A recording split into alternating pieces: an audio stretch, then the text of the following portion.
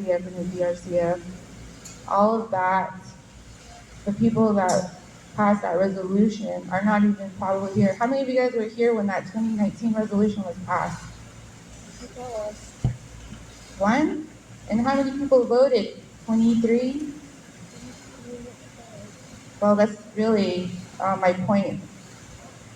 So, out of respect for everybody here, now the people that are coming to the table and the people that don't know about this information, that new resolution that we hope we accomplish on Sunday will give me personally, I would like to see this out.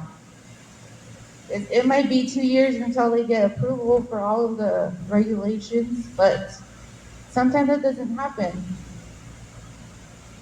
All these projects that I have worked on, archaeological survey is the one that takes the longest. It takes like 4 years. And those are linear projects.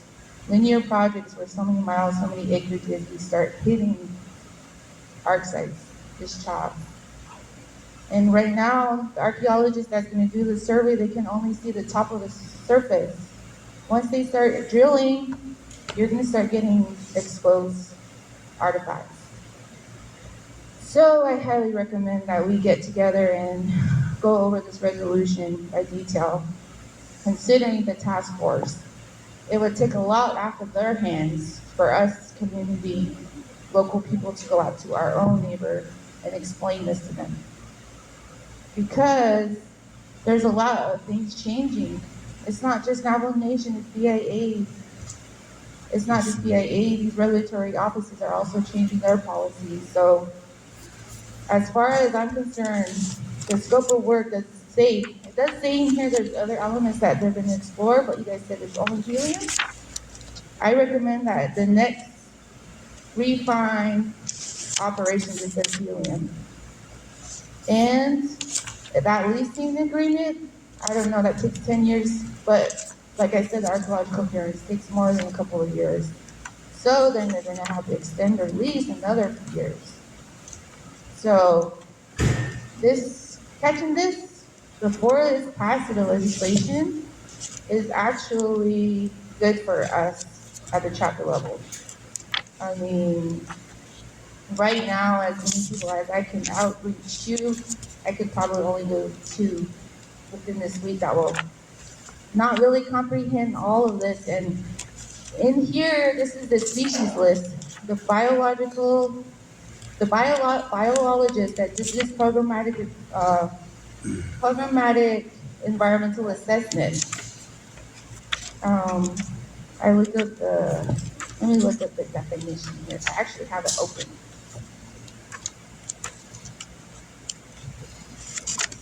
This is the last thing I want to talk about.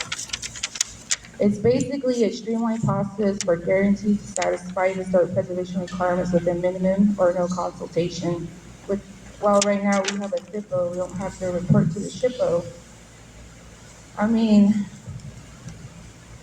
what I'm trying to make my point here is this is streamlined. People just printed off something off the web and Fish and Wildlife said, here's a species list, go out and do your inventory. And with the archaeological part, same thing. I work at Navajo Nation Heritage and Historic Preservation Department. This person did an archival research, and it says that in here, because once they identify the location of the well, they have to do a survey. And if there is an adverse effect, meaning that if there is an arc site, if there is any type of artifact, there has to be mitigation. And in those CRCF and BRCF, there's stipulations, which I'm pretty sure the board and the Navajo Nation Oil and Gas is aware of, because they've already mentioned that they're aware of these little circles, but that's not all the little circles that we have in the database. And those need to be updated. These are probably very old. They probably were demolished or destroyed. So that's going to be lengthy. The archaeologist that's going to be going out there is not going to be a one-man job. There's a lot of technical requirements, recommendations that they make. So this new refined operation for SANOSTEE that's going to be brought to our attention whenever they get the maps, and they should all reflect the same old area. That's why we're saying, wait, let's redo this resolution. So I'm just gonna leave that right there and leave like, will somebody do the second question?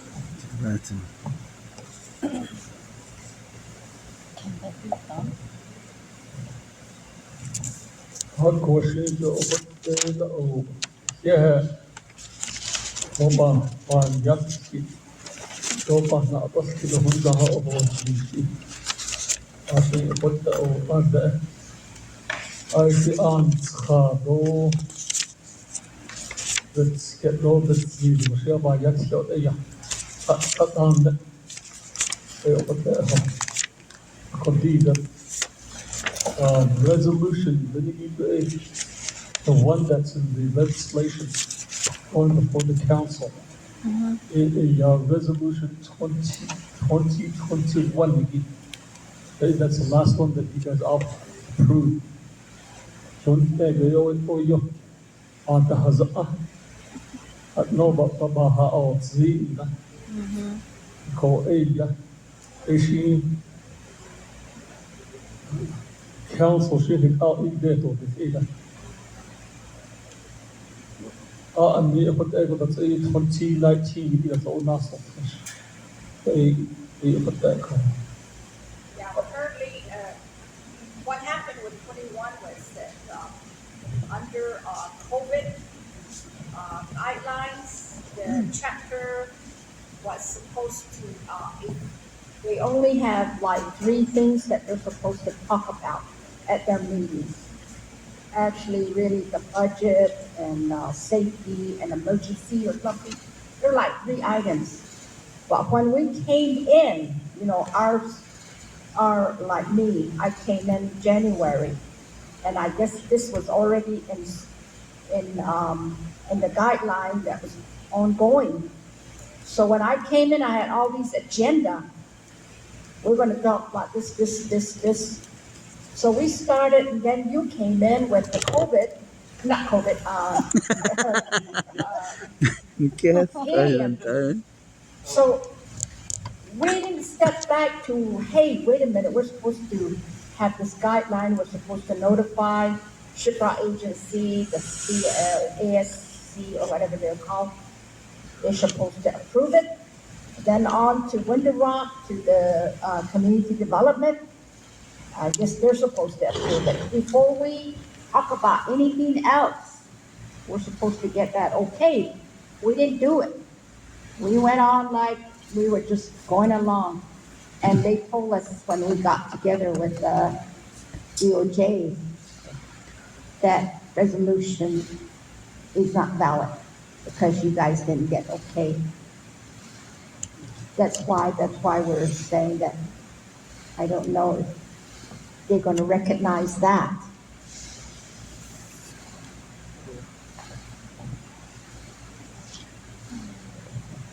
Madam Chair, before I turn this back over to Mr. El Sosi, I want to ask Mr. El Sosi at the same time. This is a resolution 0232 that's on basically on all the cover of those booking costs.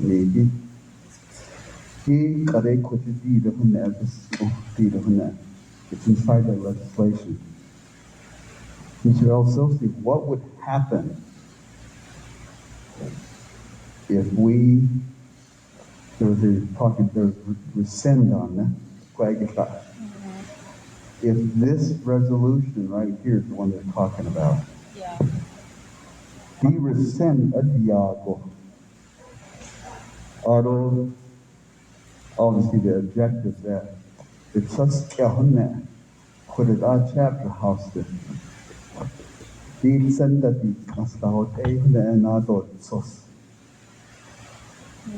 What's your observation on that? What's going to happen?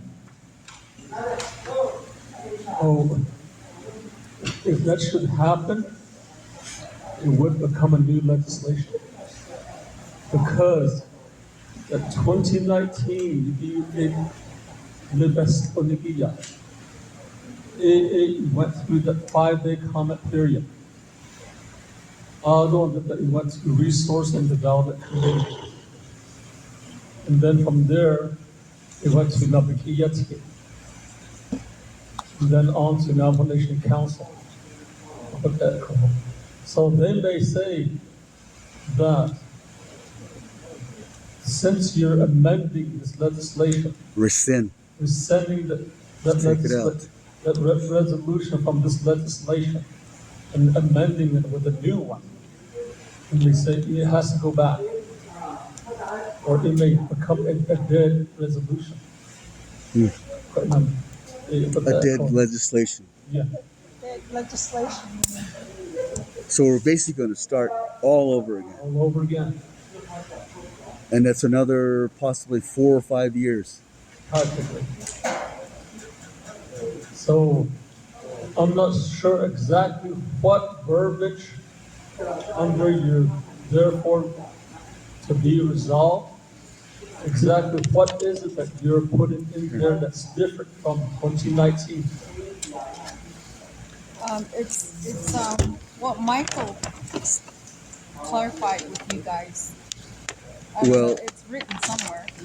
I submit that it's Ahagi the main one that they're being bothered by is they have the word Navajo oil and gas has exclusive rights. I think there's I think there's a misunderstanding. Exclusive right, it just is mentioning you guys are going to be the only company that's in here. But they want to, it sounds to me like they want to shop this idea around with other companies. So, Michael, I'm paraphrasing what the concerns were in the resolution on the 219. The other one was the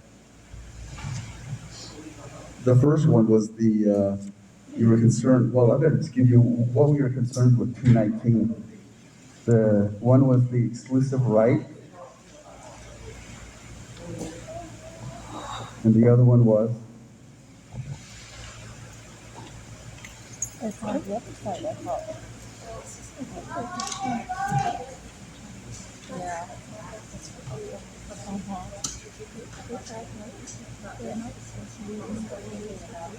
Yeah. I don't think we should present it. No. If you have a chance to fix it, that way we're like, we only have 2 years, and she only has her in office for a little bit. We need it to go through. Yeah. How I understood it is that because of some of the things that were brought up in this legislation, when we That's read not true. or pictures that came out of the maps and so forth, we stepped back. We said, hey, wait a minute, we weren't informed about this. Us, we weren't informed, much less the people that are out there. We're two groups, pros and what do you call the other one? HELIUM. Oh, there's that group. And then there's the ones that are in the middle. The ones that are in the middle are the ones that we like to get together with. Hey, these guys, they're right here. They're representing that group. They're not really against it, but they have some issues with it. We met with them. This is our concern. Yeah, we know that there no way we can sway them. But we have this group in the middle that we like to meet with them. They're out there, they're going to be affected. They're the ones that they're going to have to deal with. the helium. Ebony now, I said, wait a minute, let's give us some time. Give us some time. Tito, in 2 weeks, Tito, councilman, but I'm not on so. I don't hajo hash atena. Ope tanane katole. We want more agreement with it, more people to come and say, okay, we understand it now. That's what we're thinking about. Ako, ebony na latte yehadzegi and yahaki. We listened to some of what they were concerned about.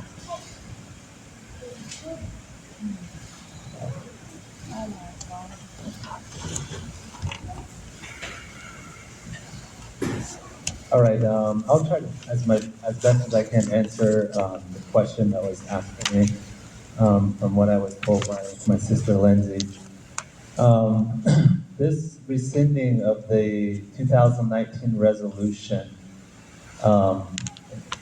well, to be quite frank, we have a lot of problems with that resolution, the legal language that's included in it, number one. Number two, we are concerned with the existence of that resolution to begin with. There are a lot of people in this community that we have spoken with personally, directly, that do not want any resource extraction projects to happen in SANOSTEE. They have legitimate concerns. They're not just saying dota, dota. So going forward, the resolution, I'm trying to create discussion, dialogue with my community members here who are for helium to see if we can try to come up with a better way of working with resource extraction in this community. And so I came here to see if we could begin dialogue, communication. Hajo, banda di tinto, hajo, nahata, eyap, the right type of leadership concerning projects of this nature. I don't think we've had that kind of discussion here at the community level. And thirdly, going forward, this new resolution is an attempt to give voice to those SANOSTEE community members who are not here, who don't want to come to the chapter meetings because the same people are always talking.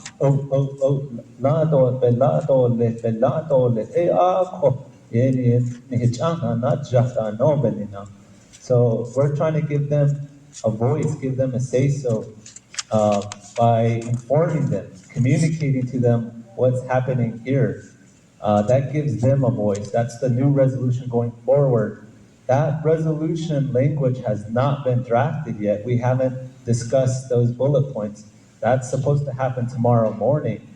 And I'm trying to bring a balanced group together. We have plenty of people who want helium extraction. We always get plenty of them, but the other folks, they don't want to come because they're intimidated. They can't communicate as well. They didn't get educated and they never left the reservation, but they do care for their land and their environment. So the new resolution going forward is still in the process, and that's what was supposed to happen tomorrow morning and yesterday morning.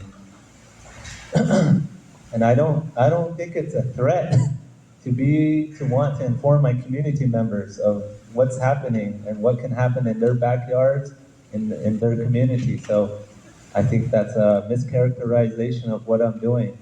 So just want to mention that.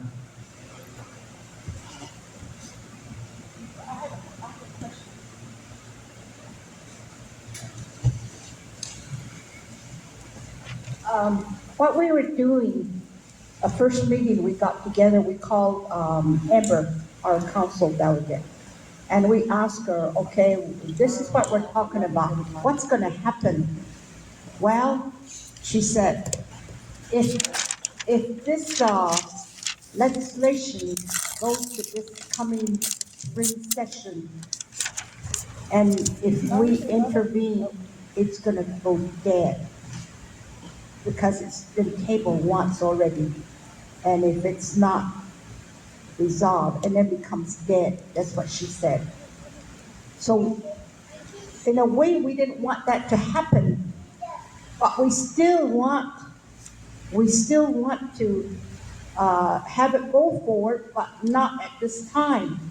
Is there a way we can be allowed to talk more about this? And like Michael's saying, let's get the other people in that we know that are opposing it. We want to pull them in. We want to create a task force so that these people can be informed. That's what we're saying. That's what we're going to say in our resolution. Of course, we wanted, Amber says, if you want to do that, he's the one that's sponsoring this. He's the one that you guys got to talk to. You have to talk to him and see what he says.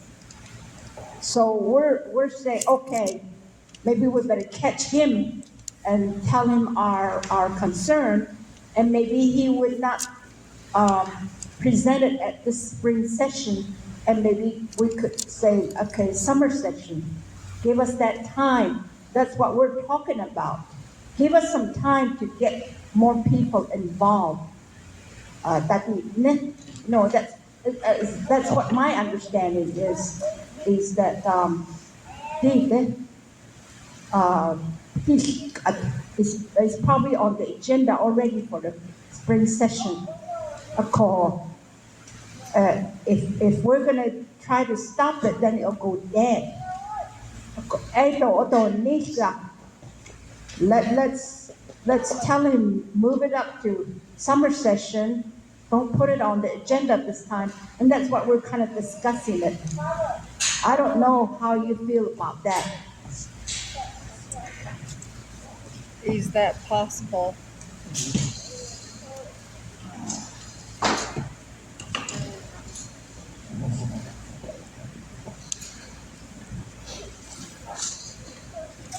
The resolution, legislation, actually, what it is, call it legislation, the council. Before I get to that, there's a verbiage or a term that was brought up, exclusive rights, which is stated in our resolution, one that was 2019 and up advanced then. The Nagi is this one question.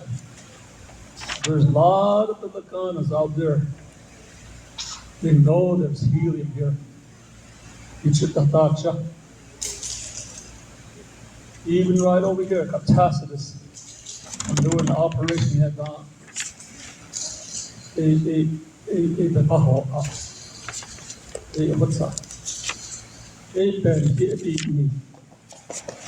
why can't Navajo Nation Oil and Gas Company be the one? It's the company of the Navajo Nation.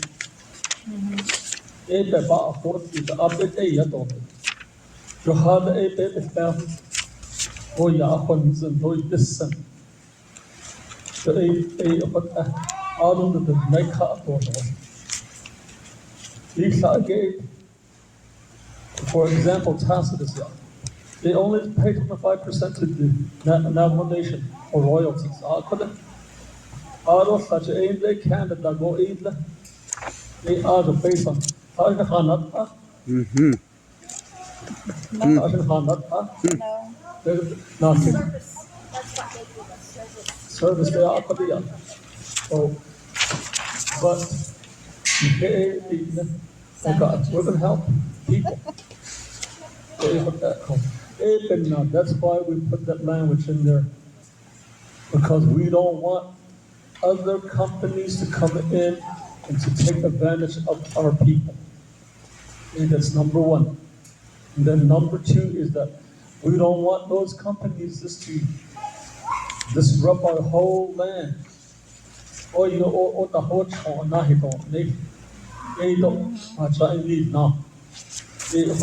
that's exclusive rights. That's the reason why we put it here. Although the question on this legislation, legislation in the Navajo Nation Council can be tabled only twice. When it's tabled on the second time, it becomes a dead legislation. But in David's winter session, yeah, but it was tabled. Hold on. Late spring session, during the Navajo Nation Council session, and then Hato, not any time during before then, or any special session. I see on the spring session,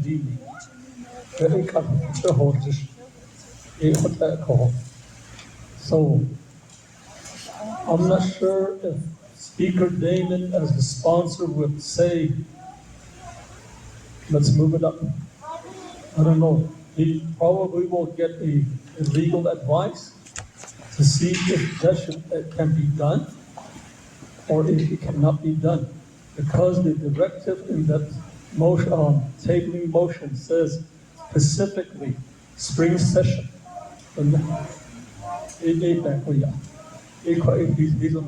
Look at that. So that's quite a kid.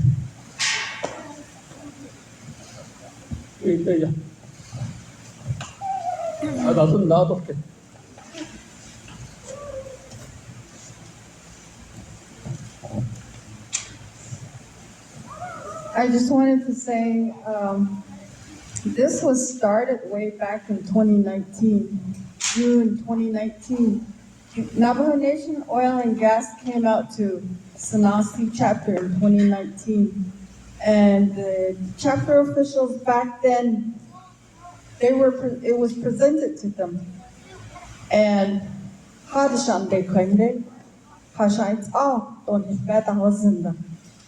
so that's all I want to say is, I didn't know about it. I was around, but I didn't know nothing. I never heard it.